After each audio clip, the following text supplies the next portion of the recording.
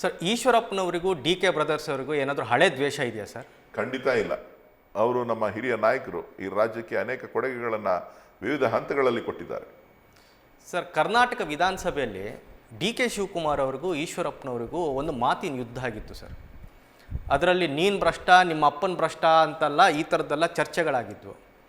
ಅದಾದಮೇಲೆ ಈಶ್ವರಪ್ಪನವ್ರಿಗೆ ಸಂಬಂಧಪಟ್ಟಂಥ ಅವ್ರ ಇಲಾಖೆದು 40% ಈ ಆರೋಪಗಳು, ಪೇ ಸಿ ಎಮ್ ಇವೆಲ್ಲ ಆಗಿ ಅವ್ರದ್ದು ರಾಜೀನಾಮೆ ತನಕ ಹೋಗಿತ್ತು. ಇತ್ತೀಚೆಗೆ ಡಿ ಕೆ ಶಿವಕುಮಾರ್ ಅವರು ಒಂದು ಹೇಳಿಕೆ ಕೊಟ್ಟಿದ್ದರು, ಅವ್ರದ್ದು ಹಾಫ್ ಸೆಟ್ಲ್ಮೆಂಟ್ ಮಾಡಿದ್ದೀವಿ, ಇನ್ನು ಫುಲ್ ಸೆಟ್ಲ್ಮೆಂಟ್ ಮಾಡೋಕ್ಕಿದೆ, ಮಾಡ್ತೀವಿ ನಮ್ಮ ತಂಟೆಗೆ ಬಂದರೆ ಅಂತ. ಈ ಹಾಫ್ ಸೆಟ್ಲ್ಮೆಂಟ್ ಅಂದರೆ ಅದೇ ಹಳೇದು ಅಂತ ಈ ಥರದೊಂದು ವ್ಯಾಖ್ಯಾನ ನೀಡ್ತಾನೆ. ನಂಗೆ ಗೊತ್ತಿಲ್ಲ, ಈಗ ನೀವು ಹೇಳಬೇಕು ನನಗೆ.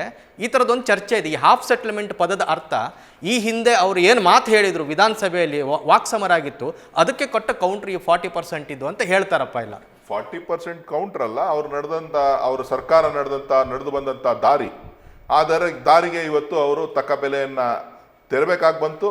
ಅದು ಕರ್ನಾಟಕದ ಜನ ನೋಡಿದ್ದಾರೆ. ಸೊ ಹಾಗಾಗಿ ಇವತ್ತು ಅವರ ಸ್ಥಾನಮಾನ ಏನು ಅಂತೇಳಿ ಇವತ್ತು ಇಡೀ ರಾಜ್ಯಕ್ಕೆ, ಜನಕ್ಕೆ ಗೊತ್ತಾಗಿದೆ. ಸರ್, ಈಗ ಈ ಹಾಫ್ ಸೆಟ್ಲ್ಮೆಂಟು, ಫುಲ್ ಸೆಟ್ಲ್ಮೆಂಟು ಈ ರೌಡಿಗಳು ಬಳಸೋ ಭಾಷಣ ಇದು ಅಂತ ಈಶ್ವರಪ್ಪನವರು ಒಂದು ವೇದಿಕೆಯಲ್ಲಿ ಹೇಳಿದ್ದಾರೆ. ಇದು 100 FIR ಹಾಕಲಿ ನಾನು ಕೇರ್ ಮಾಡಲ್ಲ ಅಂತಲೂ ಹೇಳಿದ್ದಾರೆ. ಇದೇನು ಸರ್ ಈ ಹಾಫ್ ಸೆಟ್ಲ್ಮೆಂಟು, ಫುಲ್ ಸೆಟ್ಲ್ಮೆಂಟ್ ಪದದ ಅರ್ಥ ಏನು ಅಂತ ಕೇಳಿದ್ರು ಅವರು. ನೀವು ಈಶ್ವರಪ್ಪನವ್ರನ್ನೇ ಕೇಳಬೇಕು.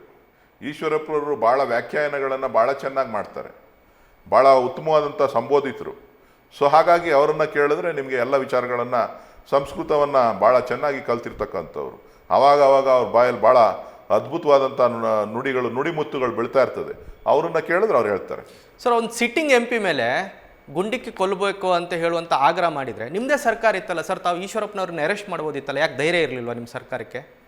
ಈಗ ತಾವೇ ಹೇಳಿದ್ರಿ ಜನರು ಉದ್ರಿಕ್ತರಾಗಬಾರ್ದು, ಜನ ಸಾಯಬಾರ್ದು, ಅಮಾಯಕರು ಬಲಿ ಆಗಬಾರ್ದು ಅಂತ ತಾವು ಹೇಳಿದ್ರಿ. ಇದರ ಅರ್ಥ ಏನು? ಈಗ ಉದ್ರಿಕ್ತ ಮಾಡ್ತಾ ಇದ್ದಾರೆ ಅಂತ ನೀವು ಅರೆಸ್ಟ್ ಮಾಡ್ಬೋದಿತ್ತಲ್ಲ. ನೋಡಿ, ನಾನೊಬ್ಬ ಸಂಸತ್ ಸದಸ್ಯ ಅನ್ನೋದಕ್ಕಿಂತ ನಾನೊಬ್ಬ ಕನ್ನಡಿಗನಾಗಿ ಧ್ವನಿಯನ್ನು ಎತ್ತಿದ್ದೇನೆ. ನಾನು ಇದರಲ್ಲಿ ಸರ್ಕಾರವನ್ನು ಬಳಸ್ಕೊಳ್ಳಿಕ್ಕೆ ಅಥವಾ ಸರ್ಕಾರಕ್ಕೆ ನಾನು ಮನವಿ ಮಾಡಿಕೊಳ್ಳಿಕ್ಕೆ ನಾನು ಹೇಳಿನೂ ಅಲ್ಲ, ನಾನು ಓಡೋಗೋಂತನೂ ಅಲ್ಲ. ಖಂಡಿತ ಆ ಗುಂಡಿಗೆ ಎದೆ ಕೊಡ್ತಕ್ಕಂಥವನು. ನ್ಯೂಸ್ ಫಸ್ಟ್, ನಿರ್ಭೀತಿಯಿಂದ ನಿಮ್ಮ ಪರವಾಗಿ.